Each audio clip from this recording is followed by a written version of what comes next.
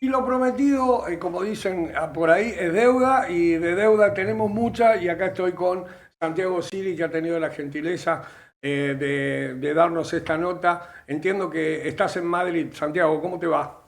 ¿Qué tal? ¿Cómo estás? Estoy en Buenos Aires. ¿Estás en Buenos Aires? Bueno, Así es. una pena no habernos juntado. Pensé que estabas en Madrid, es una nota que buscaba. Te has hecho muy viral y muy conocido por algunas declaraciones, por algunas inquietudes que hoy parecen estar más de moda que nunca. Si bien venimos hace muchísimos años discutiendo aspectos tecnológicos, cómo esto nos cambiaba la vida, la aparición de la inteligencia artificial de mucha tecnología metida en la política y en la sociedad ha hecho que esto de repente explotara. ¿Cómo estás viviendo este momento? Porque vos sos de los que venía advirtiendo muchas de las cosas por las que atravesamos, la política, en la sociedad toda, en la salud, en el trabajo, en la educación, y parece que finalmente llegó. Entonces te sentís como un quiromántico que iba adivinando el futuro y hoy sos consultado y todo el mundo quiere la nota con vos y te busca, o esperabas un poco que esto sucediera así. No, uno no tiene ninguna bola de cristal, digamos, ¿no? Uno simplemente es un entusiasta de la tecnología. Tengo tal vez la dicha o la suerte de ser un millennial veterano, Ujú. de esa generación que estuvo entre las primeras en conectarse a Internet en la infancia o casi en la adolescencia. Y en algún punto mi ventaja estratégica siempre fue que me interesé desde muy temprana edad en los sistemas, en la informática, en la programación, y eso me hizo interpretar o poder ver un poquito el orden de cambios, que al principio eran cambios que afectaban, no sé, el aula de mi colegio, donde yo era el primero en tener internet en primer año de la secundaria, y para quinto año de la secundaria toda la clase ya estaba chamullando por ICQ. Después me pasó a nivel social con el Bitcoin. Yo hablaba de Bitcoin en el 2012, y hasta lo regalaba y le daba a la gente Bitcoin para que pudiera descubrir la tecnología. Y hoy me pasa que muchísima gente camino a la calle y la gente me dice: yo descubrí Bitcoin por vos, o me interesé en estos temas por vos. Así que en algún punto siempre esa profecía está desde un lugar de simplemente ser un entusiasta y de interesarme por estas cosas. Siento que además Argentina particularmente está en un momento muy especial, con un desarrollo de un capitalismo tecnológico muy potente, con unicornios tecnológicos que dominan en la región. En cripto nos hemos posicionado globalmente. El presidente impulsa una agenda de inteligencia artificial y se junta con los principales referentes de Silicon Valley. Particularmente además para el país, creo, eso sí nunca lo hubiese imaginado. Estamos con una suerte de distopia cyberpunk, con lo bueno, con lo malo, con lo incierto que eso acarrea, y la verdad que es un momento más que interesante, y creo que sobre todo especialmente o particularmente interesante para estar en la Argentina pensando tecnología. Bueno, es un país que siempre estuvo lejos de todo, siempre hablamos del país periférico, del país tercermundista. En una época hablábamos del tercermundismo, en otra época hablábamos de la periferia, de cómo estábamos en el mapa, de que todo era lejos, de que era difícil desde acá. Y entonces, claro, había como una inmigración constante. Los músicos a México, había que irse a Estados Unidos para desarrollar. Europa era como la meca de los que queríamos hacer algo en cualquier disciplina, pero en la tecnología se dio mucho y durante mucho tiempo hubo una especie de nómades digitales que nos tenían como protagonistas absolutos, que íbamos a Barcelona y de ahí terminamos en Irlanda. Y hoy lo que estoy viendo es que están volviendo muchos de los que se fueron. Eh, esto, la pregunta es, ¿no hay más una acá y una allá? Y está bueno como lo planteás. Definitivamente las distancias se achicaron enormemente. Yo soy uno de esos que se fue hace 10 años. Viví en Silicon Valley, viví en diferentes lugares vinculados a la industria tecnológica a nivel global.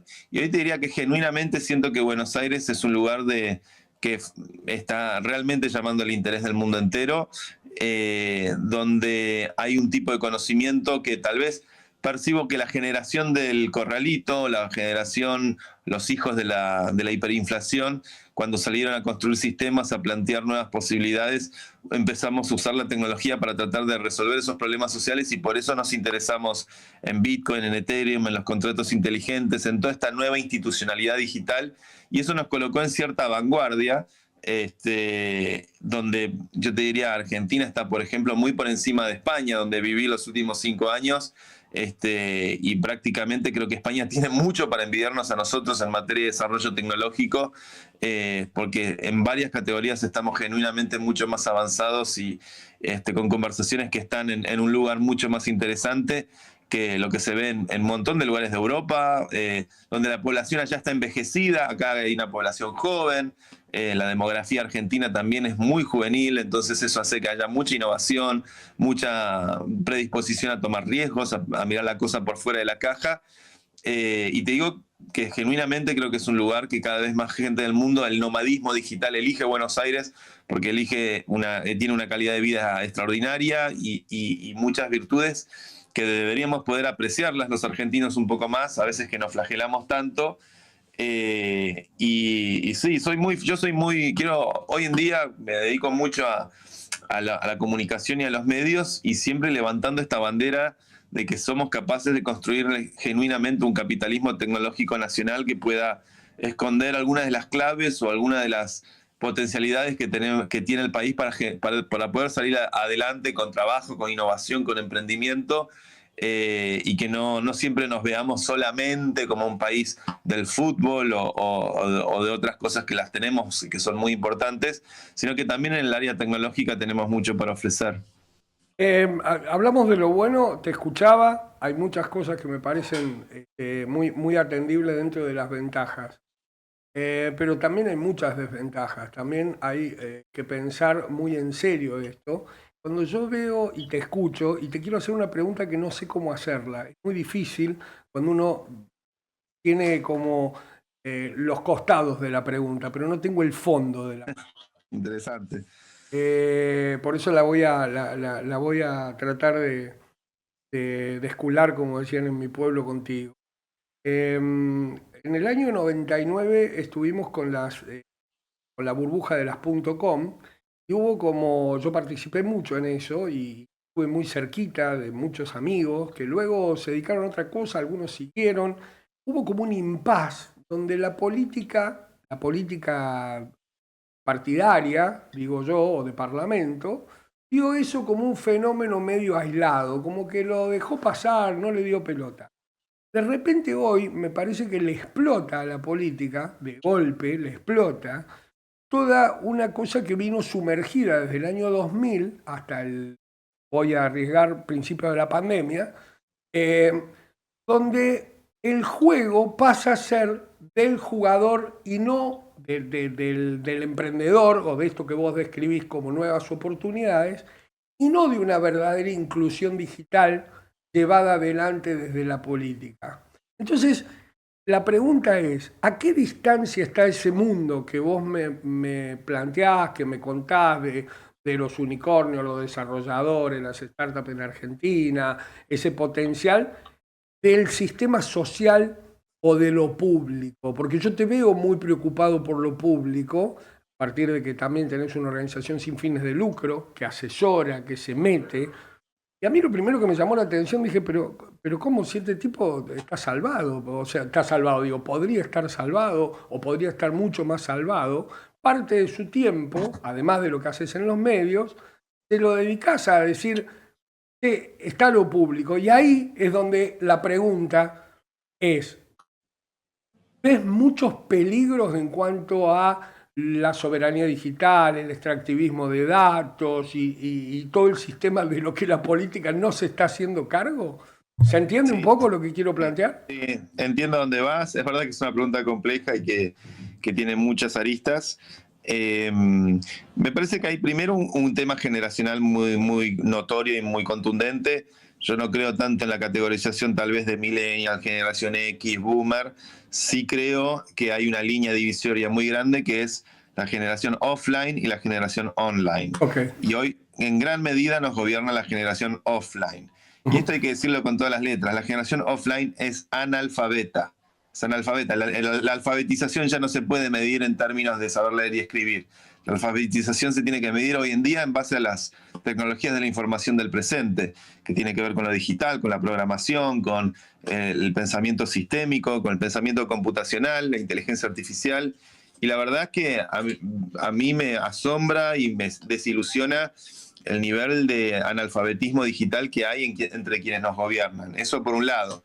Lamentablemente hay una generación, qué sé yo, hoy tenemos un presidente libertario que debería estar levantando la bandera de Bitcoin a toda luz, porque es la tecnología más libertaria de todos los tiempos, y o sea, con todo el máximo de los respetos, es increíble que no sea capaz de interpretar esa idea, y yo creo que por una cuestión generacional, genuinamente, no tienen los resortes entre sus colegas, entre sus pares, entre todos los economistas de más de 50 años, o del Martín Lustó para arriba, si querés, que genuinamente no comprenden la naturaleza de lo digital, no tienen una mirada de teoría de la información con respecto a la realidad, no fueron entrenados en eso y son básicamente el dinosaurio que no está viendo el meteorito venir.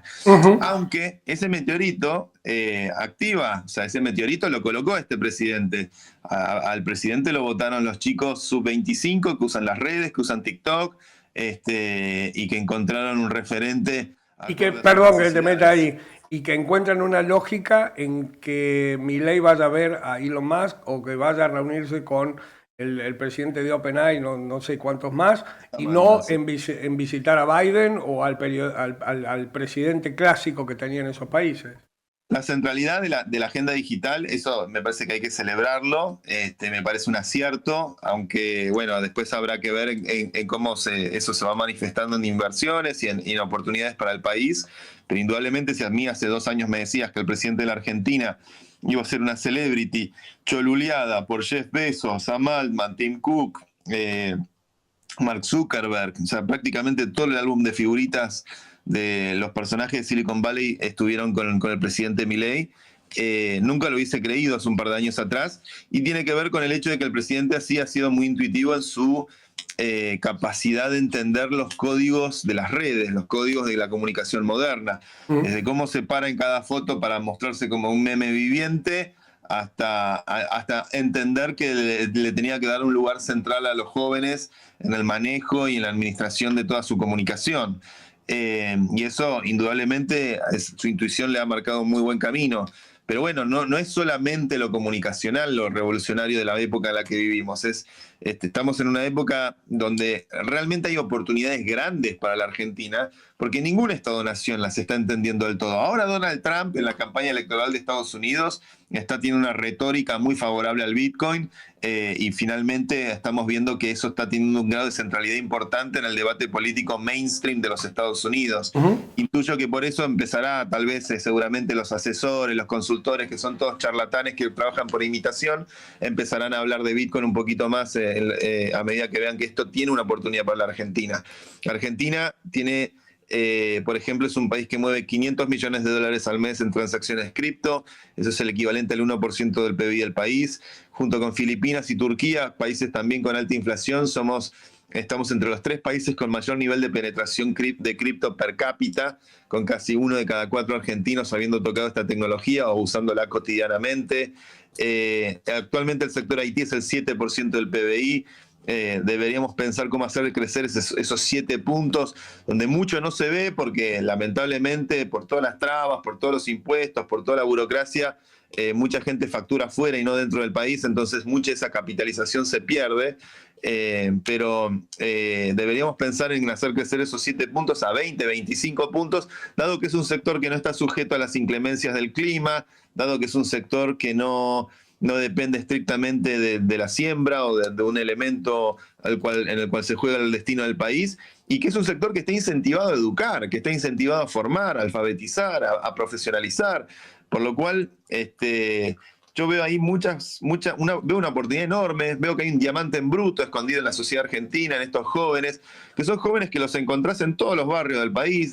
Yo he hablado con chicos de 15 años, programadores en Fuerte Apache, que están haciéndome las mismas preguntas que me hace un chico que va al colegio, que me hace un chico que va al colegio San Andrés o a una escuela de élite. Se plantean, quiero ser programador, me quiero dedicar a los sistemas, me quiero dedicar o ir a la universidad. Y Argentina da esas oportunidades, da el lugar a ese tipo de progreso, pero la dirigencia política es... Analfabeta. La dirigencia política es extraordinariamente ignorante y se abrocha el poder y no comprende el terreno en el que tiene que navegar, donde la calle digital se ha vuelto cada vez más importante. ¿Renta básica universal sí o no? Mira, habiendo sido una de las personas que más trabajó vinculada a eso y habiendo escrito el contrato inteligente en Ethereum, que más éxito tuvo, al menos con ese tipo de iniciativa, te diría ni. La gran pregunta es si va a ser una tecnología para liberarnos, donde la inteligencia artificial eventualmente el día de mañana con la riqueza que pueda llegar a generar pueda construir con eso un esquema donde realmente transforme la sociedad y la vida de las personas y llegue realmente a quienes más lo necesitan, y puede ser un instrumento de liberación, pero también puede ser un instrumento o una dádiva de esclavización, donde Estamos esclavos de recibir eso y nada más.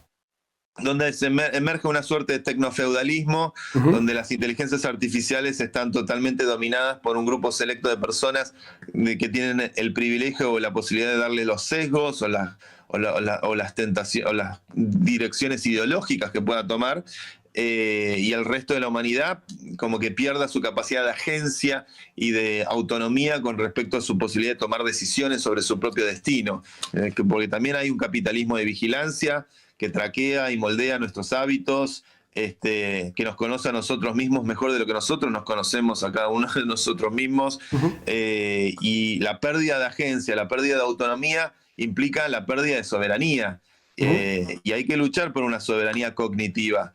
Y creo que ahí Argentina es en algún punto alejado del mundo, alejado de los conflictos bélicos, alejado de un montón de elementos, es un poco un oasis para repensarse por fuera de las directivas tanto de China con su capitalismo de tinte comunista, donde hay una especie de Estado orwelliano, y de Estados Unidos, que a través de las Big Tech y de las grandes corporaciones tecnológicas digitan muchos aspectos de nuestra vida cotidiana. ¿Perdimos algo tecnológicamente al no entrar en los BRICS o pensás que es lo mismo, digamos, el desarrollo si no estamos alineados en esa posición? Bueno, es una pregunta muy política esa, ¿no? Yo soy partidario de la tercera vía, de pensar a la Argentina por fuera de la agenda de Estados Unidos y por fuera de la agenda de China, que también es parte de los BRICS, que realmente son un poco las dos potencias que están en puja, tal vez Rusia con el aspecto militar, China con el aspecto comercial y Estados Unidos como eje rector de gran parte de Occidente. Me parece que mira, yo viví en Estados Unidos y viví el sueño americano porque trabajé con Sam Altman, me invirtió Y Combinator, armé una fundación en California. Es un país que me ha dado oportunidades extraordinarias y me ha hecho crecer profesionalmente y pude conocer prácticamente a todos los grandes jugadores de Silicon Valley, pero al mismo tiempo también viví la pesadilla americana, donde todas las relaciones humanas son estrictamente transaccionales, nadie es del lugar de donde dice ser, todo hay como... es una sociedad donde está todo el mundo queriendo hacer dinero, y no hay un tejido social o un tejido de comunidad como tal vez encontramos en las sociedades latinas. Claro. Yo después me fui a vivir a Madrid y la verdad que ahí me reconecté mucho con ese espíritu latino, esa sensación de comunidad, que los vínculos humanos puedan ir más allá de lo estrictamente transaccional. Entonces, el capitalismo americano, no sé, yo hoy voy a San Francisco y no veo lo que me gusta. Veo gente adicta al fentanilo, veo gente realmente en estado zombie, en niveles de adicción atroces, niveles de violencia atroces, niveles de segregación racial atroces. No es la sociedad en la que yo quiero vivir. ¿Cuán culpable es el desarrollo tecnológico en vacío? ¿Cuán culpable es no haber usado las herramientas para algo que no sea el dinero? ¿Ves alguna posibilidad en el futuro de organizar una sociedad con pautas mínimas de que no todo sea guita, no todo sea desarrollo, o nos ves muy poco maduros para eso? Y no, creo que yo sí creo en el poder liberador de la tecnología, pero depende cómo se hace esa tecnología y con qué objetivos, con qué fines y a quién sirve. El Ujú, modelo americano siempre ha sido un modelo capitalista clásico desde Rockefeller en adelante, ujú. donde la propiedad privada de las ideas siempre ha sido muy celosamente resguardado. Y no se impulsó una cultura de software abierto, de software libre, donde las ideas se comparten, se construyen comunitariamente.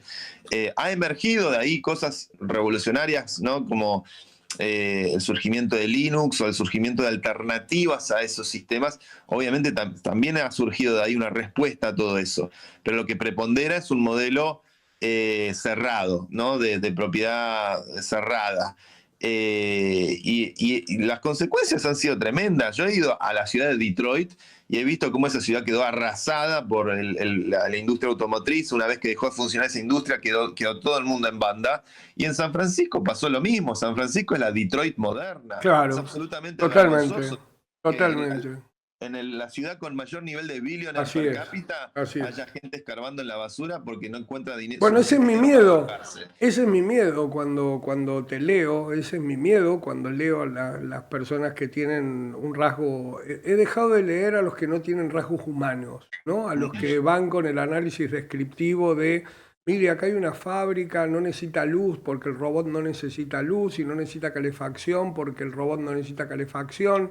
Entonces terminamos viendo una garita de seguridad que es el único lugar en una fábrica de camionetas que tiene luz y calefacción, y entonces te muestran todo ese mundo y vos decís, bueno, pero ¿dónde terminamos? ¿Cuándo empezamos a pensar lo público? Porque la inclusión digital no es únicamente para transaccionar con Bitcoin, no es únicamente, digo, deberíamos tener en cuenta aspectos humanos Ujú. que a mí me preocupan. Y en eso, para dejarte libre, y has sido muy generoso con tu tiempo, Santiago, te lo quiero agradecer muchísimo y espero que no sea la última nota que te haga porque te juro que me han surgido 44.000 preguntas, como cualquier persona que habla con vos, supongo. Este, pero te quería proponer un juego para terminar. En esta revuelta se presenta un partido de la red y terminás siendo presidente de la Argentina. Qué horror. Y todo puede pasar, aunque te parezca un error, todo puede pasar. Entonces todo tu gabinete tiene 35 años porque has decidido eso, pero decís, bueno, pero para secretario quiero uno un poco más viejo porque no quiero que cometa tantos errores, porque necesito agenda, papel y cosas. Y me llevas a mí. Entonces yo estoy al lado tuyo y asumimos, es 10 de diciembre, y entonces el 11 de diciembre, es lunes, y yo te digo, presidente, están pidiendo las tres primeras medidas de gobierno con respecto a la tecnología. Y me vas a dictar las tres primeras medidas de lo que tenemos que hacer como país. Y anoto. Lo primero te diría,